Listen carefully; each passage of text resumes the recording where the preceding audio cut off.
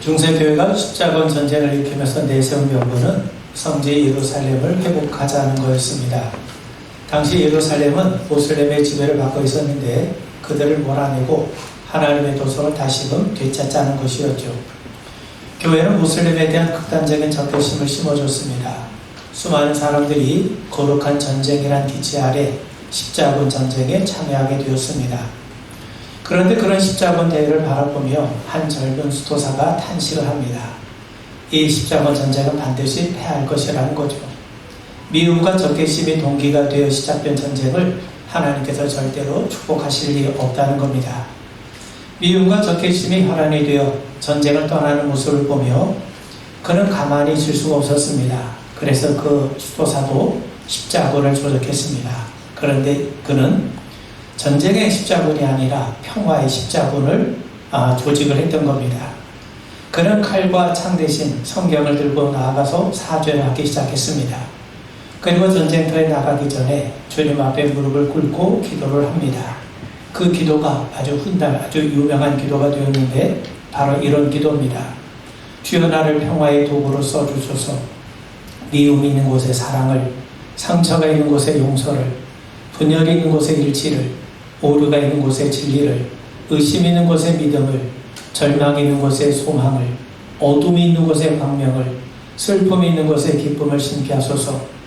위로받기보다는 위로하고, 이해받기보다는 이해하고, 사랑받기보다는 사랑하게 하소서. 그 수도사는 다름 아닌 아시시의 성 프란시스였습니다. 예수는 오늘 본문에서 화평하게 한 자는 복이 있나니 그들이 하나님의 아들이라 일컬음을 받을 것이라 말씀합니다. 화평하게 하는 사람이란 평화를 만들어가는 사람이란 뜻이죠. 단순히 평화를 옹호하는 사람, 평화를 사랑하는 사람이 아닙니다. 적극적으로 평화를 이루기 위해서 몸소 헌신하는 사람을 의미하죠. 그리고 예수님은 이런 사람을 하나님의 아들로 인정해 주십니다. 여러분, 하나님은 평강의 왕이세요. 왜 하나님께서 우리를 죄 가운데서 구원하시고 당신의 자녀로 삼으신 겁니까? 우리와 원수된 관계를 원치 않으시고 더불어 평강의 관계를 누리기를 원하셨기 때문에 그렇습니다. 탕자의 비를 생각해 보세요. 아들이 아버지 집을 떠난 후에 아버지의 마음이 평안했겠습니까? 또 아들은 어떻겠습니까? 아버지는 아들과 더불어 평강을 누리며 살기를 원했을 겁니다. 그래서 아버지는 아들이 다시 돌아오기만을 학수고대하며 기다렸던 겁니다. 하나님이 바로 그런 분이세요. 우리가 율법으로부터 정죄를 당하지 않고 죄 가운데로부터 헤매지 않고 주님과 더불어 평강을 누리며 살게 하시기 위해서 우리가 연약했을 때, 우리가 죄인이었을 때, 심지어 우리가 하나님의 원수였을 때조차도 우리를 사랑하시며 우리에게 긍휼을 베풀어 주셨던 겁니다. 여러분, 화평은 하나님이 원하시는 겁니다. 화평을 히브리 말로 샬롬이라 하고 헬라어로 에이에네라고 얘기하는데 주로 평강, 평안, 평화, 화목이란 말로 번역이 되어 쓰입니다. 한자로 화평은 서로 공평하게 나눈다는 말입니다. 구체적으로 먹을 것을 공평하게 나눈다는 말이죠. 공평하게 나누기 때문에 서로 불평이 있을 수 없습니다. 두 사람 사이에 아무런 문제가 발생하지 않게 되는 거죠. 그런 상태가 화평인 겁니다. 그런데 인간이 이루기에는 참 쉽지 않은 일입니다. 인간이 정말 공평할 수 있습니까?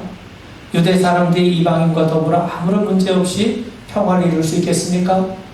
무엇보다 죄에 사로잡힌 인간이 거룩하신 하나님과 아무 문제 없이 화평을 이룰 수 있겠습니까? 애시당초 불가능하죠. 그런데 하나님은 평강의 왕이세요.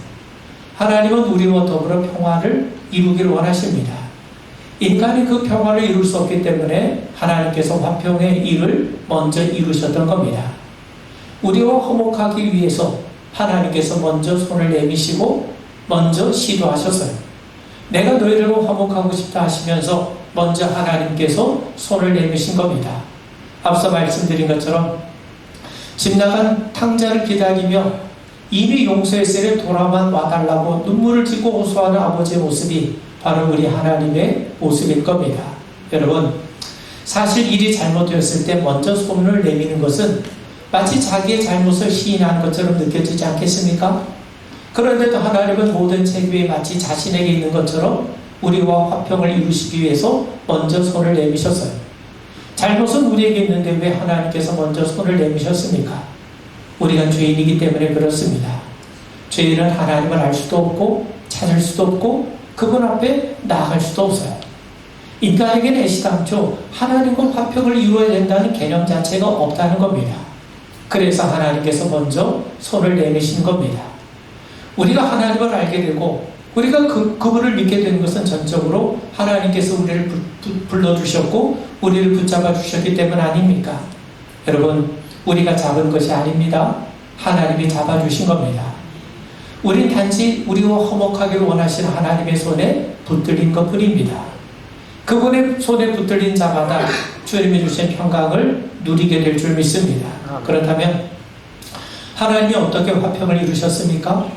우리가 아는 것처럼 그리스도 예수를 통해 이루셨어요. 예수님은 하늘과 인간 사이의 평화를 이루기 위해서 오신 분입니다. 그 일을 위해서 스스로 십자가에서 제물이 되셨어요. 그래서 우리는 예수님을 화목제물이라고 부르는 겁니다. 요한일서 2장 2절에 보면 그는 우리 죄를 위한 화목제물이니 우리만 위할 뿐 아니요 온 세상의 죄를 위하심이라. 예수님은 하나님과 우리 사이에 화목을 이루시기 위해서 화목제물로 오셨다는 겁니다. 그리고 그분으로 인해서 마침내 하나님과 우리 사이가 아무런 문제 없는 화평의 관계를 이루게 되었다는 거죠.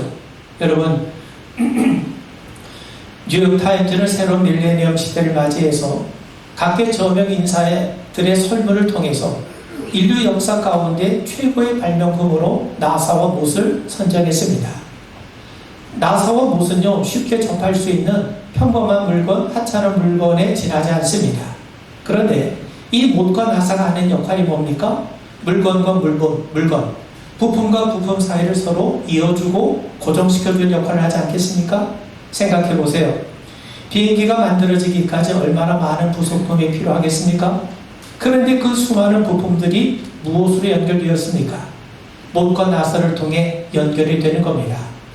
우리가 실생활에서 쉽게 사용하는 스마트폰을 비롯해서 모든 제품들뿐만 아니라 심지어 고층 건물에 이르기까지 수많은 크고 작은 못과 나사를 통해 연결되고 조립되고 그렇게 됨으로써 모양과 구조가 만들어지고 결정되는 것 아니겠습니까?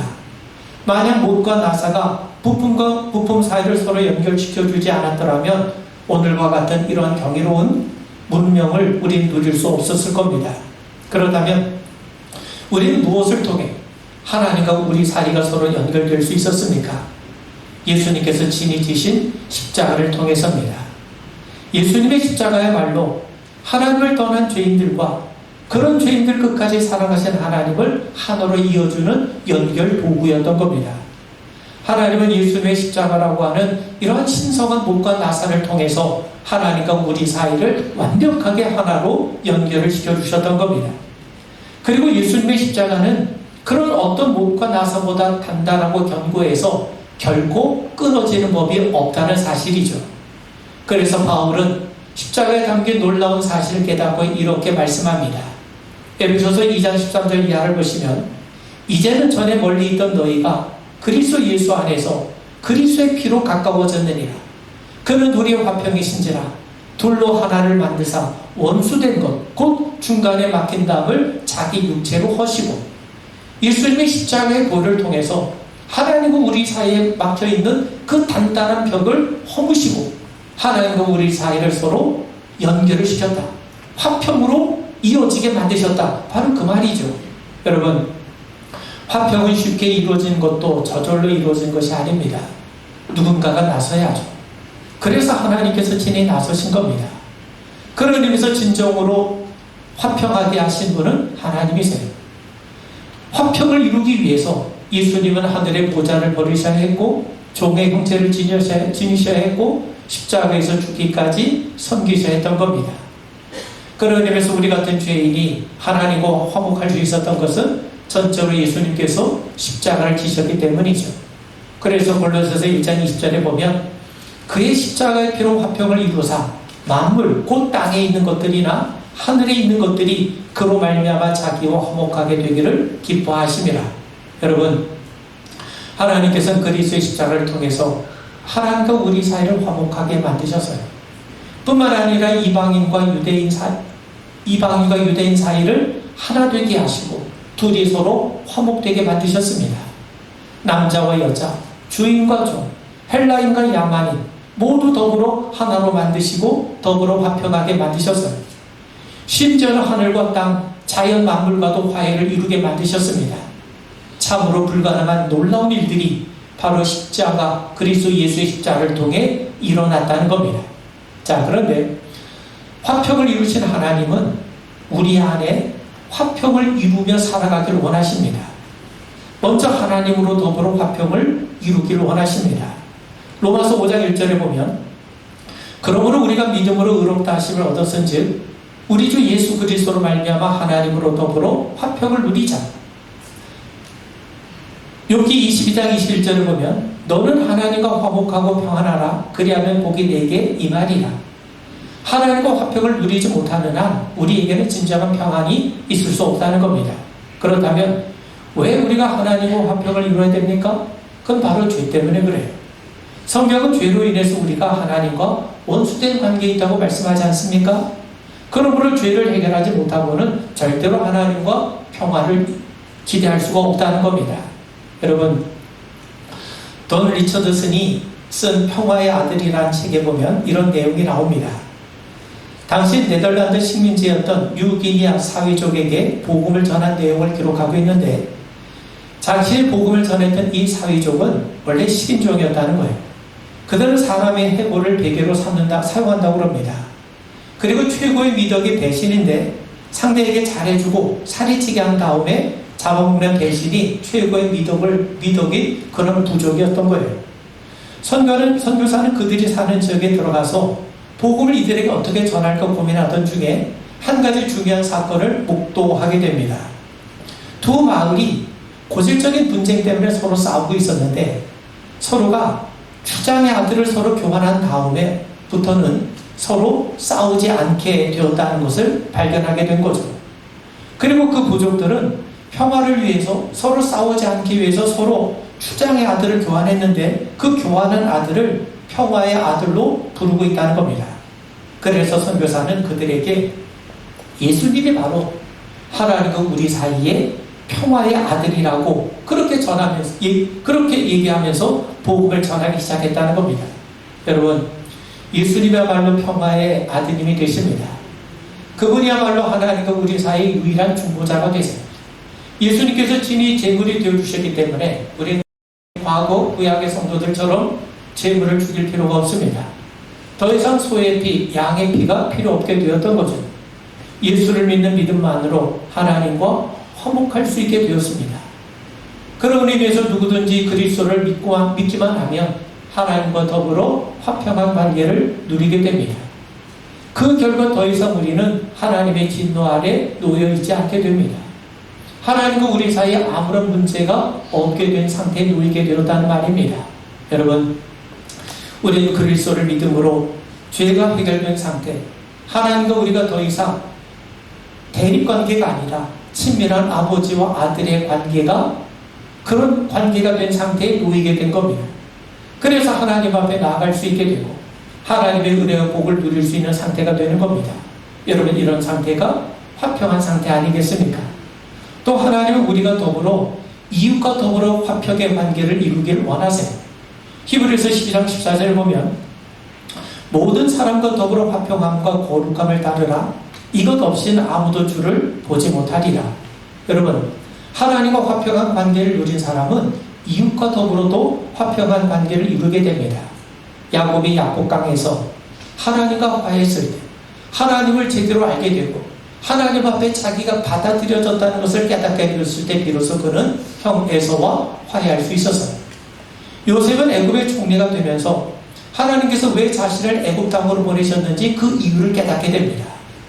하나님께서 야곱의 일가를 구원하시기 위해서 자신을 먼저 애굽으로 보내셨구나. 이걸 깨닫게 되자. 달리 말하면 하나님과 더불어 화해를 이루고 나자 비로소 형들과 화해를 이룰 수가 있었던 거죠. 사도행전 10장에 보면 유대인 베드로가 로마 사람 고넬료의 집에 들어갑니다. 서로 앉아서 화해하는 장면이 나오죠. 당시에는 유대인 베드로가 이방사는 고넬료의 집에 들어가는 것 자체가 유대법에 어긋나는 엄청난 일이었어요. 그런데 베드로는 주님의 강권하심에 따라 고넬료의 집에 찾아갔고 거기서 성령이 임하신 것을 보고 이방인에 대한 생각이 완전히 달라지게 됩니다. 유대인 베드로와 로마 사람 고넬료가 서로 화목함으로 이제 비로소 이방 사람들에 대한 선교의 문이 활짝 열리게 되는 것을 보게 됩니다. 여러분, 유대인이 아침에 기도하는 내용 중 하나는 자신이 이방인이 아니라는 것을 감사하는 거라고 합니다. 특히 바리새인들은 같은 동족이라 할지라도 바리새인 외의 사람들을 무시하는 경향이 아주 농후했어요. 세리와 함께 성전에 기도하러 올라간 바리새인의 기도가 뭐였습니까? 그는 뭐라고 기도했습니까? 자신의 세리와 같지 않음을 감사하지 않았습니까? 성전이 만민이 기도하는 집임에도 그들은 이방인의 뜰, 여인의 뜰, 이스라엘 사람의 뜰, 제사장의 뜰과 같이 구분해서 아무나 들어가지 못하게 했던 겁니다. 어디 유대 사람은 그랬습니까? 헬라 사람들도 헬라 말을 하지 못하면 야만인이라고 무시하지 않았습니까? 여러분, 버스 안에서 두 사람이 심하게 다투고 있어요. 가만히 보니까 두 사람 모두의 손에 성경책이 들려있는 겁니다. 두 사람이 다투는 모습을 보면서 어떤 사람이 차에서 내리면서 한마디 합니다. 여기가 교회인 줄 알아? 서로 싸우게? 그러더라는 겁니다. 언제부터 그렇게 비춰졌는지 통탄할 일이 아닐 수가 없죠. 여러분, 로마서 12장 18절을 보면 할 수 있거든 너희로서는 모든 사람과 더불어 화목하라. 모든 사람과 더불어 화목하라는 거예요. 우리가 화평을 이루어야 될 대상은 모든 사람이에요. 내가 좋아하는 사람, 나와 친분인 사람만이 아니라 모든 사람이죠. 특히 예수님은 원수를 사랑하고 박해하는 사람을 위해 기도하라고까지 말씀하지 않았습니까? 우리가 화평을 이루어야 될 대상에 원수까지, 우리를 대적하는 사람까지 포함된다는 겁니다. 왜 그렇습니까? 예수님께서 내가 미워하는, 내가 원수로 여기는 바로 그 사람을 위해서도 십자가를 지셨기 때문이에요. 그리고 예수님께서 십자가를 지심으로 하나님과 우리 사이에 답만 허무신 것이 아니라 사람과 사람 사이의 답도 허무셨기 때문에 그렇습니다. 여러분, 갈라디아서 3장 28절에 보면 너희는 유대인이나 헬라인이나 종이나 자유인이나 남자나 여자나 다 그리스도 예수 안에서 하나이니라. 여러분, 예수님의 형제에게 노하는 자마다 심판을 받게 된다고 하십니다. 하나님께 예물을 드리기에 앞서 형제에게 먼저 찾아가 화해할 것을 당부하세요. 우리에게 가장 위험한 상태는 바로 평화가 깨어진 상태라고 말씀하시는 겁니다. 이유가 내가 평화를 이루고 있는데 그를 향해 분노할 수 있겠습니까? 그를 바보로 하며 상대의 인격을 모독할 수 있겠습니까? 남을 용서하지 못하면서 어떻게 하나님의 용서를 구할 수 있겠습니까? 하나님과 화목했다고 하면서 어떻게 형제들과 화목하지 못할 수 있겠습니까? 하나님을 사랑하는 것이 이웃을 사랑하는 것으로 드러나야 하는 것처럼 하나님과 화목한 사람은 반드시 이웃과도 화목을 이루어야 될 줄 믿습니다.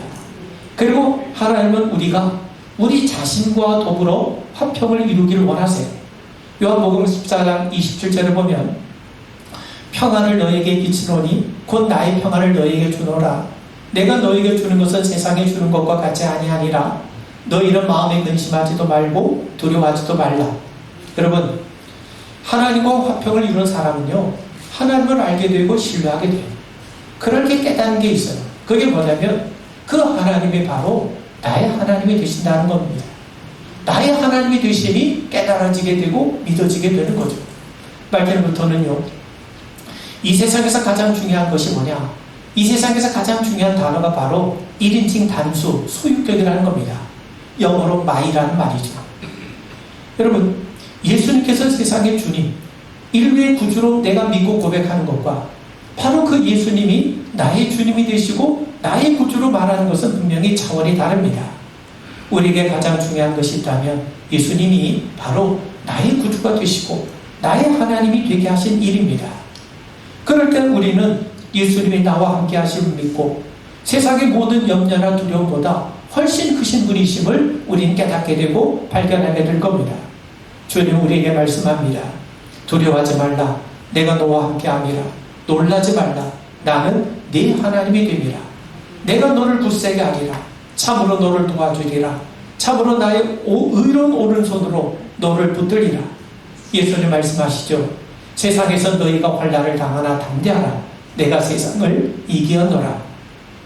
예수님은 세상을 이기셨다고 말씀해요. 죄와 사망의 권세도 이기셨다고 말씀합니다. 그 큰 권세를 갖고 계신 주님이 바로 우리를 찾아오시고 바로 나의 주님이 되시고 나의 하나님이 되십니다. 성도 여러분, 우리는 그리스도 예수의 보혈로 하나님과 화목하게 된 사람입니다. 성령께서 우리와 함께 하십니다. 그래서 바울의 말씀처럼 아무것도 염려하지 말고 모든 일에 기도와 간구로 구할 것을 감사함으로 하나님께 아뢰 수 있게 된 겁니다. 그럴 때마다 모든 지각에 뛰어난 하나님의 평강이 바로 여러분들의 마음과 생각을 지켜주심을 믿습니다. 여러분, 우린 더 이상 하나님과 원수 관계가 아닙니다. 화목한 관계가 되었습니다. 하나님과 우리의 관계가 달라진 거예요. 바울은 이러한 사람을 새로운 피조물이라고 말씀합니다. 고린도후서 5장 17절에 보면 그런즉 누구든지 그리스도 예수 안에 있으면 새로운 피조물이라. 이전 것은 지나갔으니 보라 새 것이 되었도다. 그런데 하나님은 새로운 피조물 된 우리에게 한 가지 중요한 직분을 맡기셨어요. 고린도후서 5장 18절 이하를 보시면 또 우리에게 화목하게 하는 직분을 주셨으니 우리에게 화목하게 하는 직분을 맡기셨다는 겁니다. 자, 여러분, 그리스도 안에서 새로운 피조물 된 사람, 하나님과 화평한 관계를 이룬 사람, 하나님과 우리 사이에 아무런 문제가 없는 그런 상태에 놓여지게 된 사람에게 하나님께서 또 다른 직분을 맡기셨는데 그 직책이 뭐냐? 화목하게 하는 직책이라는 거죠. 그런 의미에서 우리의 최고의 사명은 화목하게 하는 직책입니다. 우리는 믿음으로 하나님의 자녀가 되었습니다. 이를 위해서 예수님께서 친히 화목제물이 되어주시지 않았습니까? 그러므로 하나님의 자녀가 되었기 때문에 우리는 하나님의 성품에 따라 화평하게 하는 일을 감당하는 겁니다. 화평하게 하는 일을 했기 때문에 하나님의 아들이라 불리는 것이 아니죠. 우리가 하나님의 아들과 딸로 인정을 받았기 때문에 화평하게 하는 삶을 사는 거예요. 화목이라는 게 뭡니까? 서로 갈등하고 서로 대립하고 오해로 인해서 갈등하는 관계, 이 두 관계를 서로 하나로 만드는 영적인 행위 아니겠습니까? 예수님의 십자가를 통해 하나님과 화평을 이루었듯이 이제 우리는 화평을 이루는 그런 삶을 살아가야 마땅합니다. 로마의 휴일 티파니에서 아침이라는 영화로 잘 알려진 할리우드 최고의 배우 오드리 헵번이 자신의 자서전에서 이런 말을 합니다. 아름다운 입술을 갖고 싶다면 친절한 말을 하라. 사랑스러운 눈을 갖고 싶다면 사람들의 좋은 점을 바라봐라. 날씬한 몸매를 갖고 싶다면 내 음식을 배고픈 사람과 나눠라. 아름다운 자태를 갖고 싶다면 옆에 누군가와 같이 걷고 있다고 생각하라. 윤기 나는 머리카락을 갖고 싶다면 하루에 한 번 어린아이의 머리를 쓰다듬어라. 그러면서 그가 이야기하기를 기억하라. 만약 내가 도와줄 수 있는 손이 필요하다면 너의 팔끝에 달린 손을 이용하라. 네가 더 나이를 먹는다면 네 손이 두 개라는 것을 알게 될 것이다. 한 손은 너 자신을 위한 손이고 다른 한 손은 남을 위한 손이라는 것을. 여러분, 오드리 헵번, 그녀가 인생의 황혼에서 발견한 행복의 원리는 네가 더 나이를 먹는다면 네 손이 두 개라는 것을 알게 될 것이다. 한 손은 너 자신을 위한 손이고 다른 한 손은 남을 위한 손이라는 것, 바로 그 원리를 발견하는 데 있었다는 겁니다. 한 손으로 자신을 붙들고 다른 한 손으로 남을 붙들 때 비로소 두 사람 사이에 화평이 이루어지지 않겠습니까? 그녀가 음악의 스타를 뛰어넘어서 사랑받는 여인으로 기억될 수 있었던 것은 바로 자신의 인생을 못과 나사처럼 살기로 결심한 때부터 이루어지기 시작했던 겁니다. 바로 이것이 평화를 만들어가는 사람의 모습 아니겠습니까? 여러분, 우리가 하나님과 화평을 누리기 위해서는요, 회개하셔야 됩니다. 이것이 모든 화평의 원리요 비결이 됩니다. 어느 집사님이 심한 알레르기성 비염으로 잠을 제대로 잘 수가 없었어요. 짜증이 늘어나면서 성격도 나빠졌습니다. 그래서 간절히 기도했죠. 하나님, 제 막힌 코를 뻥 뚫리게 해주세요. 그러나 어느 날 기도하는 중에 자신의 진짜 문제를 발견하게 됩니다. 자신의 문제는 내 코가 막힌 것이 문제가 아니라 하나님과 관계가 막혔던 것을 깨닫게 된 거죠. 그때부터 자신의 신앙적인 나태와 교만과 불순종을 회개하며 기도합니다. 하나님, 제 코가 시원하게 뻥 뚫리기 전에 하나님의 관계가 먼저 뻥 뚫리게 해주세요. 여러분, 우리가 살면서 뭔가 막힌 것을 느끼게 되거든 하나님과 막힌 것이 있는지 살피고 회개를 통해 그 막힌 것을 뚫어가게 되길 바랍니다. 그것이 우리가 하나님의 평강을 얻고 하나님의 능력과 축복을 얻는 비결이 되는 겁니다. 아멘. 그리고 이웃과 화평하려면 너그러운 마음을 가지세요. 사람이 너그럽지 못하고 인색해지면 침륜에 빠질 수 있습니다. 샘은 퍼내야 깊어지고 맑아지는 것처럼 우리의 심령이 너그러울 때 우리가 더욱 이웃과 더불어 화평을 이룰 수 있지 않겠습니까? 왜 중세시대를 암흑의 시대라고 얘기합니까? 교회가 없어서가 아닙니다. 교인이 없어서가 아니죠. 너그러움이 없고 남음이 없는 교인들로 넘쳐났기 때문 아니겠습니까? 하나님께서 우리에게 주신 것은 이웃과 돌보고 섬기라고 주신 것 아니겠습니까? 그럴 때 이웃과 더불어 화목할 수 있는 것 아니겠습니까? 여러분, 자신과 화평하기 위해서는 겸손하셔야 됩니다. 여러분, 뉴턴이 연구에 몰두하고 있는데 파리 한 마리가 눈앞에서 빙빙 돌며 귀찮게 해요. 화가 치밀어서 파리를 잡아서 창밖으로 던지면서 한마디 외쳤다는 겁니다. 세상이 이렇게 넓은데 왜 내 얼굴 주위만 돌면서 나를 괴롭게 하느냐는 거죠. 자, 여러분, 어쩌면 이것은요, 모든 것을 자기 중심적으로 생각하고 판단하는 그런 모습 아니겠습니까? 하나님뿐만 아니라 이웃 역시 내 자존심이나 체면보다 훨씬 더 크고 소중한 지체임을 아셔야 됩니다.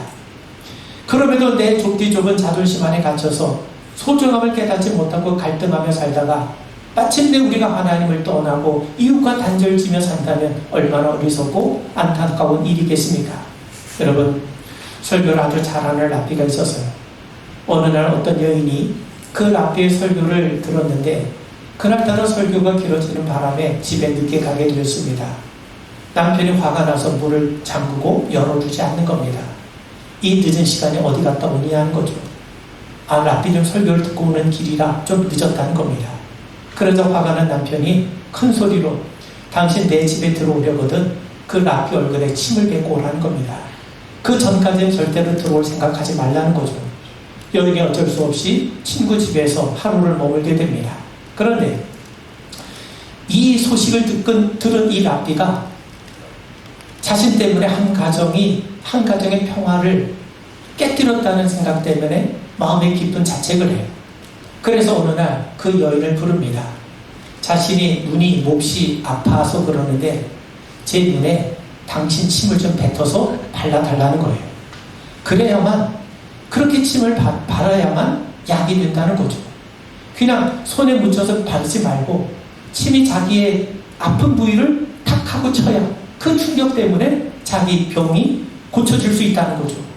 그래서 여인이 어쩔 수 없이 랍비 눈에 침을 뱉었어요. 자, 여인이 돌아가자 랍비의 친구가 물었습니다. 왜 그 여인에게 침을 뱉게 한 것인가? 그래서 랍비가 한 얘기가 가정의 평화를 지키기 위해서는 그보다 더한 일이라도 해야 되는 것일세 라고 대답을 하더라는 거죠. 그래서 그 여인은 비로소 랍비의 얼굴에 침을 뱉었기 때문에 집에 들어갈 수 있었다는 거죠. 여러분, 그보다 더한 일을 하려는 자세, 그거는 그 랍비에게만 요구되는 것은 아닙니다. 평화의 소중함을 깨달은 우리 모두를 위한 요청 아니겠습니까? 우리는 하나님의 자녀입니다. 그리스도 예수를 통해서 우리는 하나님과 화평을 이루게 됐어요. 다른 이웃과 더불어 화평할 수 있는 길을 우리 주님께서 만들어 주셨고, 우리 자신에 대해서도 나 자신과도 화평한 관계를 이룰 수 있는 길을 우리 주님께서 열어주셨습니다. 우리는 이제 그리스도 안에서 새로운 피조물 아닙니까? 새로운 피조물에게 요구되는 직책이 바로 화목하게 하는 직책입니다. 그런 의미에서 화평하게 하는 일에 우리 모두가 더욱더 입서가기를 주의 이름으로 축원을 드립니다. 우리 기도하겠습니다. 아멘. 하나님께서 그리스도 예수를 통해서 우리를 하나님과 더불어 화목하게 하신 것을 믿습니다. 화평을 위해 살아가는 우리 믿음의 성도 되게 하옵소서. 아멘. 우리 그리스도인들이 있으므로 서로 분쟁하는 것이 아니라 우리 그리스도인이 있으므로 분쟁이 사라지고 분쟁의 종식이 되고 다툼이 그치고 서로 화목하는 일들이 이루어져가는 하나님의 역사가 있게 하옵소서. 모든 말씀 우리 주 예수님 이름 받들어 간절히 기도하옵나이다. 아멘.